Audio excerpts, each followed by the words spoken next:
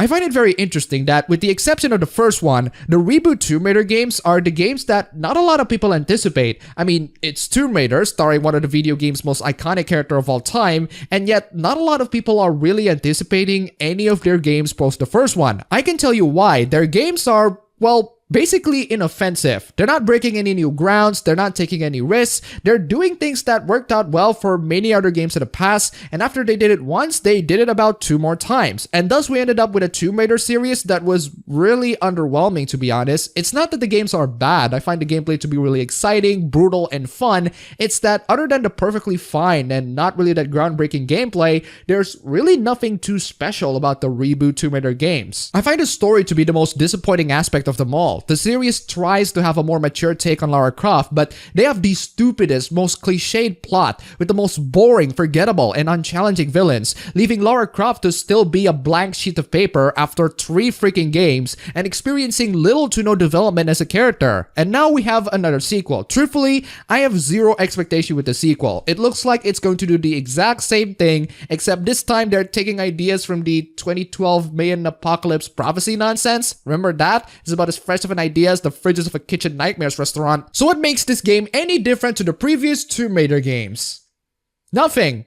Absolutely freaking nothing. In fact, if you do a replay of Tomb Raider 2013, congratulations, you have played Shadow of the Tomb Raider. You have also played Rise of the Tomb Raider. There are barely any major tweaks to the game, with the exception of some added stealth elements and climbing mechanics, but fundamentally, it's the same freaking game to all 3. It's uncannily similar to the Uncharted trilogy. I mean, it's similar in a lot of aspects, but I didn't expect the trilogy progression to be as equally similar. So what's the plot of this game, you might ask? Well, Lara Croft went into a temple in Mexico, and after taking a dagger that is supposed to be the key for the answer to life or something, she accidentally triggered the Mayan apocalypse, which caused a massive tsunami that obliterated the village that she was in. Well done, Lara Croft. 30 minutes in and I already want to replay your death scene compilations. And of course, Lara blames the entire thing on Trinity, the evil organization, which basically turns into her boogeyman at this point. We have a villain who wants to rebuild the world, who takes the dagger away from her, and she has to take it back from him before the world is destroyed.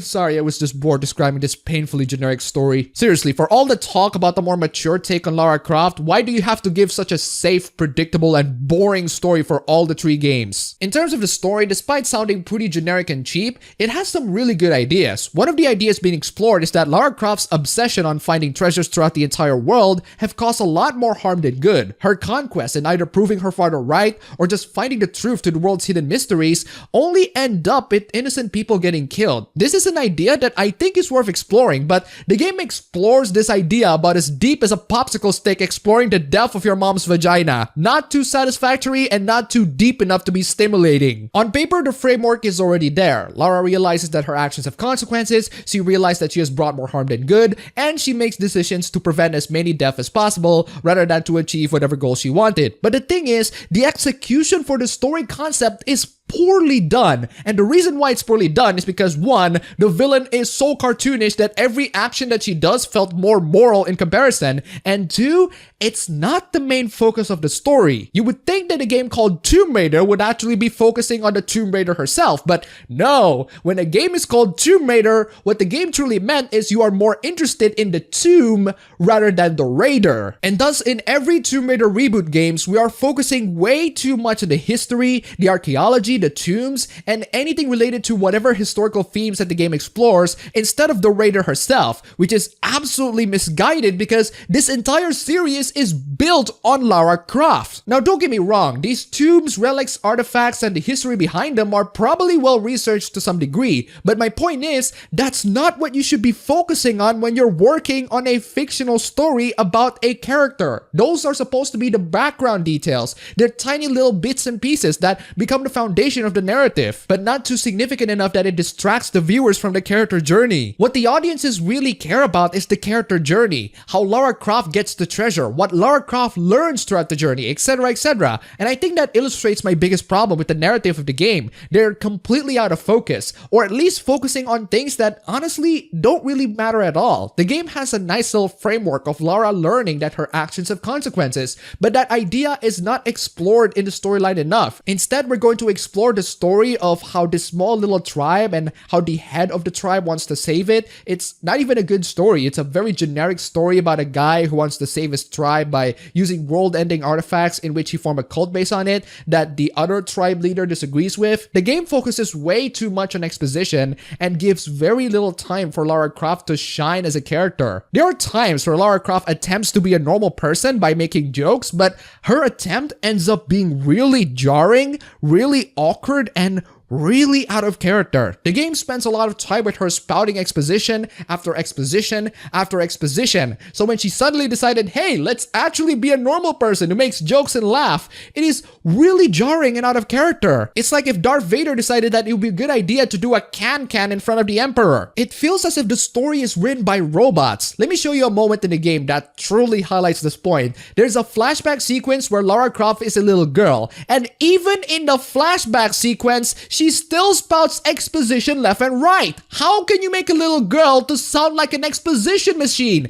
Kids are supposed to have energy and passion. The passion that Lara has as a kid feels so artificial and calculated. What the series absolutely needs is to have writers that are actually skilled, and not just people who decided that constantly spouting exposition is a good way to tell the story. No, writer. The story ends up being boring, the character moments end up being really pointless, and you're focusing on the wrong freaking thing. Thanks to the game focusing on a boring and cliched story, I have about the same engagement to the story as, well, any other game in the trilogy. I find the stories to be really dull. It didn't focus on the characters that much. Even in the first game, they focused too much on the tombs, the ancient history, etc., instead of focusing on the raider herself. I want to show you one moment in the game that truly bugs me because of how poorly done it is. So the game spends most of its time on the Mayan apocalypse story, but the game decides to be generous for once and actually show character moments. Here you have a character moment where Lara Croft is really pissed because the antagonist took something that is really personal and important for her. She does not give a damn and just went freaking berserk to everyone. I find this moment to be freaking badass. At the end of that moment, she realized what she has done and how destructive it is to the lives around her. Now, this would have been a great time to reflect on her previous actions and realize how her actions have consequences, but her friend Jonah decided, hey Lara, what about that exposition that you said last time? Let's solve it! Like, dude, we have a moment here. Don't freaking ruin it. And the game went on to ruin it. Lara played along with it and just straight up ruined this establishing character moment. This happened twice, by the way. That's the second time. And the first time was when Jonah and Lara were arguing. An establishing character moment that should have had more impact, but the game just glosses over that like many other character moments in the entire series. Thank you, game. Freaking amazing. How is it that you have all of these good ideas so poorly executed? Lara Croft's first kill? Completely ignored. Lara Croft being a crazy lunatic who is obsessed in finding lost cities? Nah, she's actually right. There is a lost city, and the person who told her that she's nuts is actually the villain. Lara Croft causing the freaking Mayan apocalypse. Hey, Trinity is much worse. They're gonna weaponize these things. Let's stop them. At no point in the story of any of these games do we actually get to see Lara Croft grow as a character. Mostly because her character moments are so poorly executed, and her villains didn't challenge her at all, at least character-wise. The game focuses a lot more on the Tomb instead of the Raider, El Dorado instead of Nathan Drake. I see so much potential in all of the stories in these games. I can even give you arguments where Lara Croft can potentially be a good villain. But at the end, I find the execution for the stories really weak. Forgive me that I spent so much time talking about the story because honestly, the story of these three games are the absolute weakest aspects, and it gets worse and worse every installment. The gameplay, on the other hand, well, since it's basically the same as the last time with some minor additions, I can't exactly say that it's terrible. What are the new stuff? Well, you can cover yourself in mud and hide in walls, which I think is pretty cool. The upgrade menu has changed significantly, and that's it.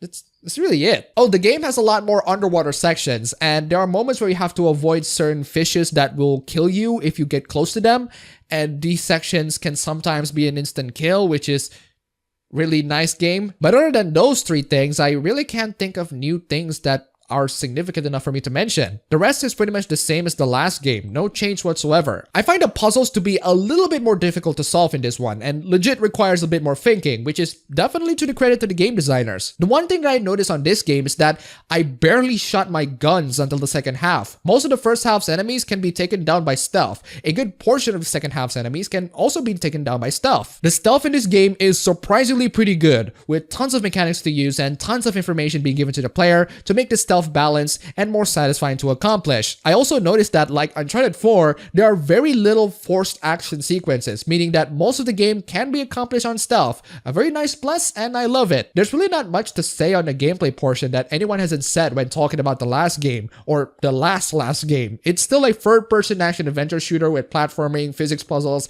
and of course stealth elements. There isn't really that much change, except the fact that the game now takes place in a more jungle setting compared to the snowy mountains. If you have played the previous Tomb Raider reboot games, you have played this one. And since there isn't really much change compared to the previous game and the story is just really underwhelming, Shadow of the Tomb Raider ends up being a game that I cannot recommend at full price. If you don't like the previous two games, this game will not wow you. If you do, then you'll probably like this one. Either way, I honestly cannot recommend this game at 60 bucks. 20 bucks, yes. 40 bucks, maybe, but 60?